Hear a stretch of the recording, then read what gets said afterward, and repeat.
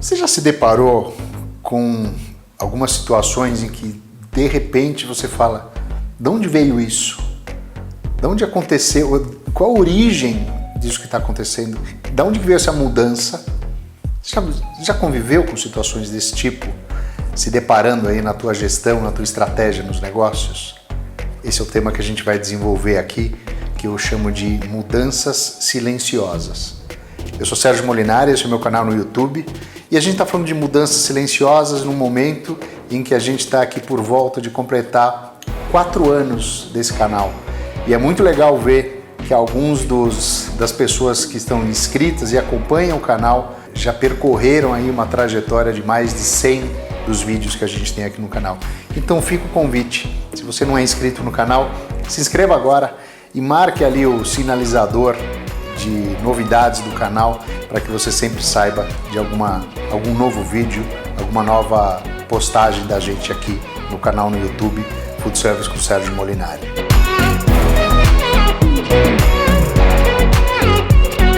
A gente vive uma situação, a gente vive uma realidade muito contaminada pelo imediatismo, pela atuação no curto prazo.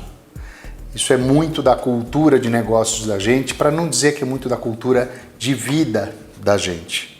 Se a gente parar para pensar um pouco em como a gente gere os negócios da gente no dia a dia, ou como a gente trata os indicadores de desempenho, as análises de resultados da gente, etc., é muito normal a gente ver que a forma mais dominante é olhar, por exemplo, como é que eu estou no mês atual ou no mês que acabou de se encerrar versus o mês anterior, versus a média desse ano, ou versus a meta para esse mês, e quando muito comparando com o mesmo mês ou o mesmo período no ano anterior.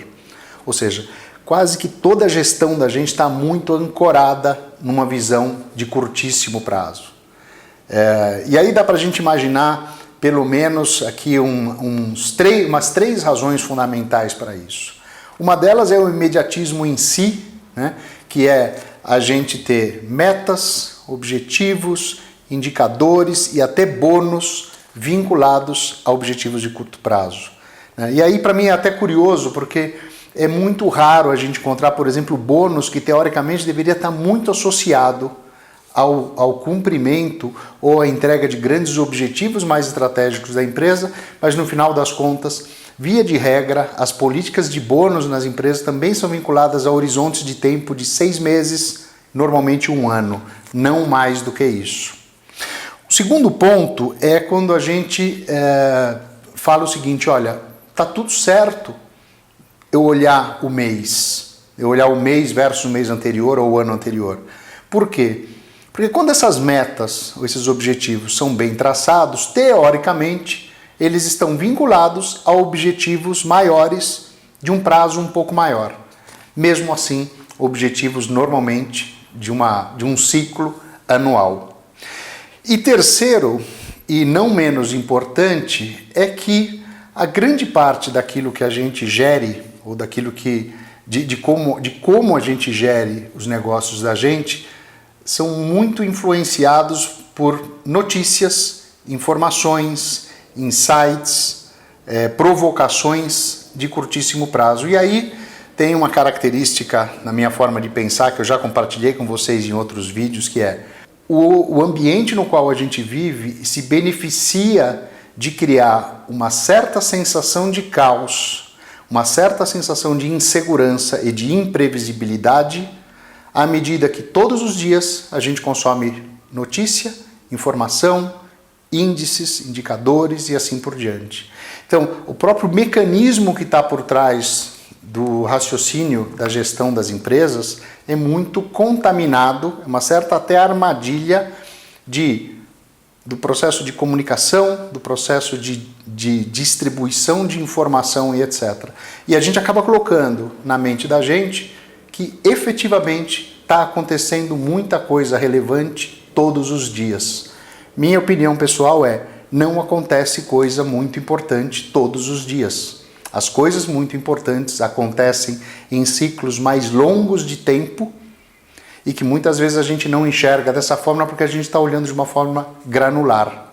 Ou seja, a estratégia da gente tem a fragilidade de ser muito influenciada pela crença de que está acontecendo coisas importantes todos os dias.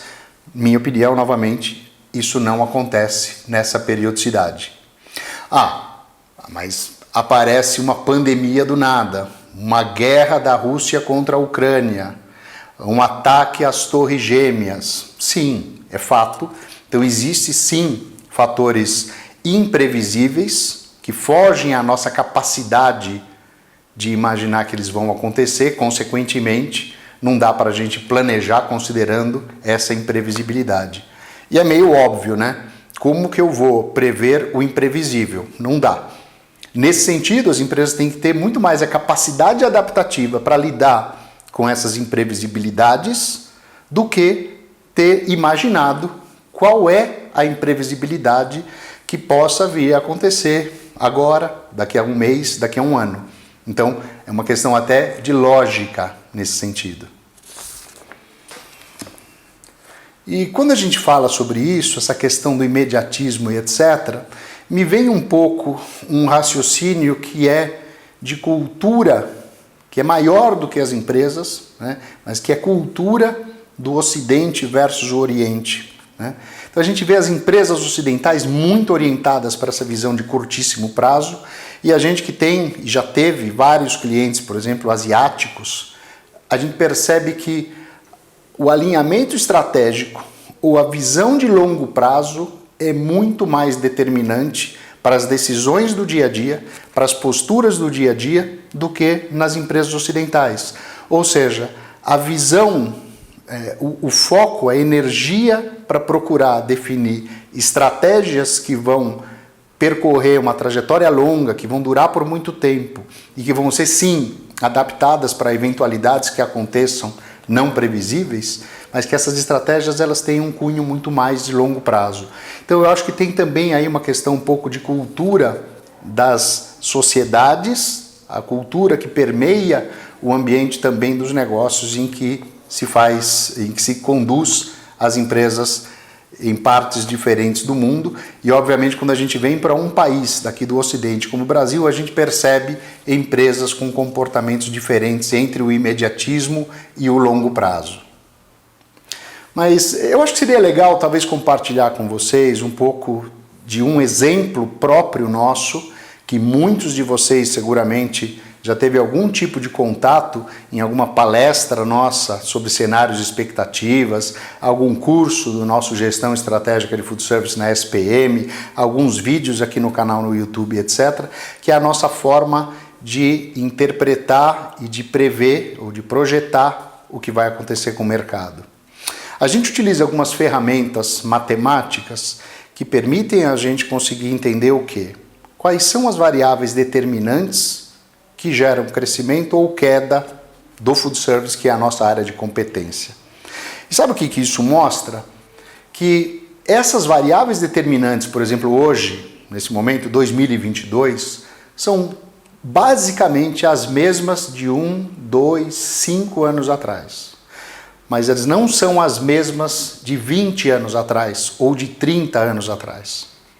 O que me faz entender o seguinte: eu tenho um foco uma visão de longo prazo, que ela tem que perceber esses grandes movimentos de mudança de padrão de consumo, como o mercado se abastece, necessidades de consumidor, mudanças de sociedade e etc. Eu tenho que ter uma capacidade de interpretar essas grandes mudanças que acontecem no longo prazo e tenho que ter uma outra capacidade, que é como eu me adapto com as pequenas mudanças que vão acontecendo no dia a dia. Só que o que é que a gente enxerga, ou o que é que a gente é mais pressionado, até pelas informações que chegam para a gente por cada vez mais canais no dia a dia, são essas pequenas mudanças de curto prazo. Então a gente tem uma certa debilidade para olhar o longo prazo. Se eu pensar no 2023, eu tenho absurda convicção de quais são os elementos ou quais são os aspectos que vão dizer se o crescimento do mercado vai ser maior, menor, para onde ele vai, que regiões, quais canais. Por quê? Porque isso já está dado, porque isso não muda de 2022 para 2023.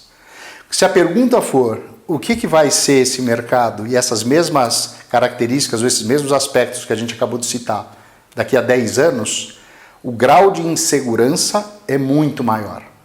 Então, a capacidade de olhar para um horizonte longo requer um conjunto de outras visões, de outras informações, mas, antes de tudo, do entendimento de que as grandes mudanças acontecem no longo prazo, numa somatória de pequenas mudanças do dia a dia. E eu preciso conseguir enxergar essas duas dimensões diferentes.